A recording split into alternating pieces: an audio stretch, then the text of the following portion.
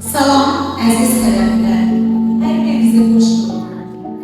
Nə yaxşı ki, buradasınız, nə yaxşı ki, varsınız. Mənim Azərbaycan dilinin işgüzar akademik qəzetlərinin üzrə bu il tədris etdiyim qruplar içərisində ən uğurlu, fənli, aşağı dönüş tələbələrdən qruplardan biri psixologlar, mühasiblərdir.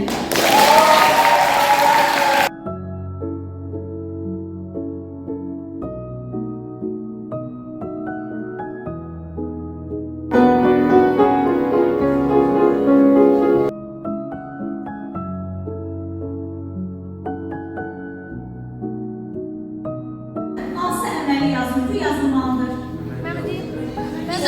İzahat. Mən sizin hamınızı təbrik edirəm. Burada məğlub komanda yoxdur. Mən çox böyük zövq aldım. Əsas məsələ odur ki, siz Azərbaycan dilində işgüzar və akademik